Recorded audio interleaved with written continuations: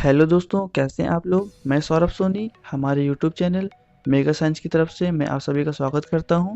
दोस्तों, इस वीडियो में मैं ट्रांसफार्मर से जुड़े 10 बातों को बताऊंगा। मैं इस वीडियो में जो भी 10 बातों को बताऊंगा उसकी मदद से आप लोग ट्रांसफार्मर को बनाना और साथ ही साथ एग्जामिनेशन में पूछे गए ट्रांसफार्मर से रिलेटेड क्वेश्चन आंसर या फिर न्यूमेरिकल को आप सब सॉल्व कर पाएंगे। तो चलिए दोस्तों, वीडियो को स्टार्ट करते हैं।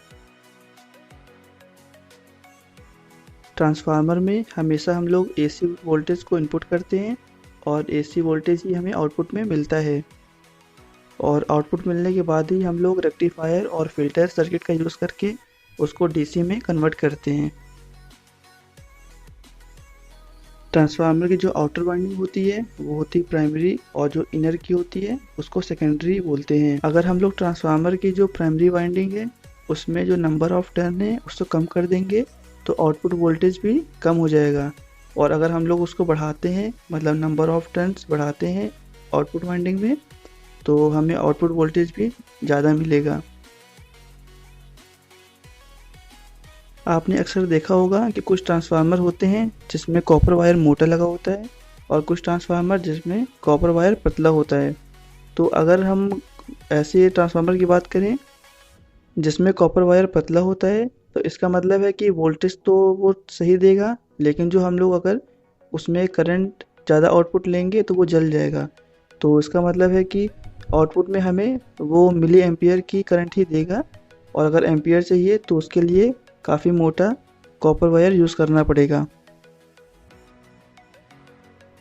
ट्रांसफार्मर में लैमिनेशन के लिए एक तो हम लोग फेराइट कोर का यूज़ करते हैं और दूसरा हाई ग्रेड सिलिकॉन स्टील का यूज़ करते हैं। ट्रांसफार्मर दो तरह के होते हैं। जो पहला है वो तो स्टेप अप हो गया, इसका मतलब है कि इनपुट वोल्टेज कम रहेगा और आउटपुट वोल्टेज ज़्यादा मिलेगा। लेकिन एक होता है स्टेप डाउन, इसमें इनपुट वोल्टेज ज़्यादा रहता है और आउटपुट वोल्टेज कम। जैसे कि हमारा मोबाइल चार्जर है तो उसमें हम लोग 220 वोल्ट देते हैं और हमें लगभग 5 वोल्ट के करीब हमें आउटपुट में मिलता है। दोस्तों, यहाँ पर मेन बात ये है कि अगर हम लोग चाहें तो ऐसा ट्रांसफार्मर भी बना सकते हैं जिसमें कि हम लोग जितने भी वोल्टेज की सप्लाई देंगे उतना ही वोल्टेज वो आउटपुट भी देगा। दोस्तों, ट्रांसफार्मर के भी कई टाइप्स होते हैं, उनमें से एक ट्रांसफार्मर है जिसको लोग डीसी ट्रांसफार्मर कहते हैं। तो दोस्तों, मैं बता दूं कि कोई ट्रांसफार्मर डीसी ट्रांसफार्मर नहीं होता। उसमें कोई डीसी ट्रांसफार्मर का मतलब केवल ये हुआ कि हम लोग उसको डीसी वोल्टेज ही इनपुट करेंगे। अगर हम लोग उस ट्रांसफार्मर में डीसी सप्लाई को डायरेक्ट देंगे तो ये नहीं होगा कि उसमें से आउटपुट भी हमें मिलेगा। तो इस तरह के ट्रांसफार्मर में इनपुट देने के लिए हम लोग एक मॉसफेट का यूज़ करते हैं।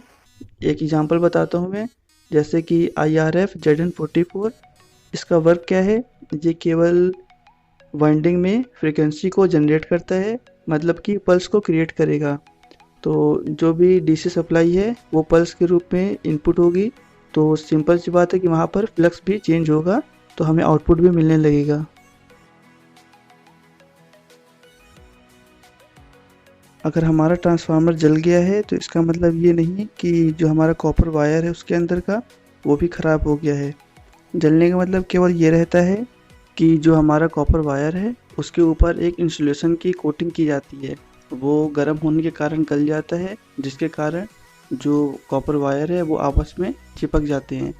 तो जलने का मतलब केवल यही हुआ कि जो हमारी वाइंडिंग थी वो केवल एक ही लेयर पूरी जॉइंट हो जाती है, जिसके कारण ट्रांसफार्मर जल जाता है।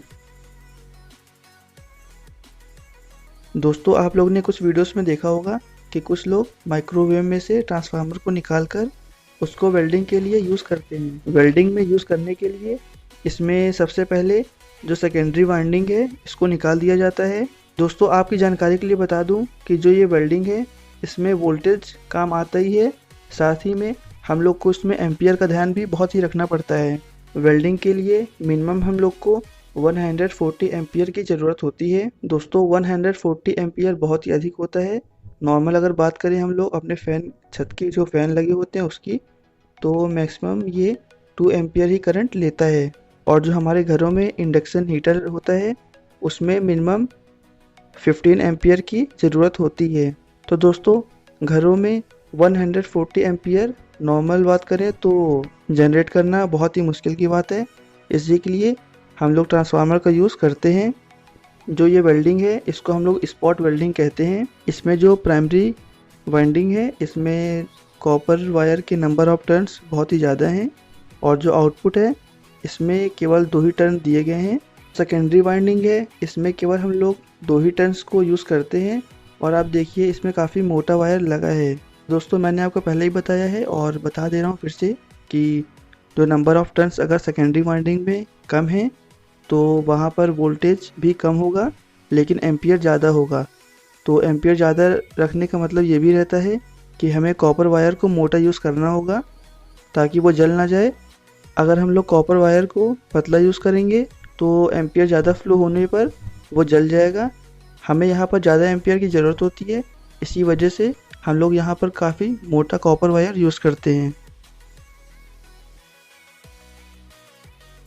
ट्रांसफार्मर 30 टाइप्स के होते हैं। Power transformer, distribution transformer, control transformer, converter transformer, lighting transformer, earthing transformer, step up transformer, step down transformer, isolation transformer, welding transformer, current transformer, voltage transformer, capacitive voltage transformer, loading transformer, unit auxiliary transformer, summation current transformer, single phase transformer and 3 phase transformer, interposing current transformer, indoor transformer, outdoor transformer, air core transformer, iron core transformer, ferrite core transformer, auto transformer, rotary transformer, audio transformer, RF transformer, dry transformer, core type transformer, shell type transformer, berry type transformer. दोस्तों आशा करता हूँ कि ये video आपको अच्छी लगी होगी। तो चलिए दोस्तों मैं मिलता हूँ आपको अगले वीडियो में। अभी के लिए जय हिंद, जय भारत।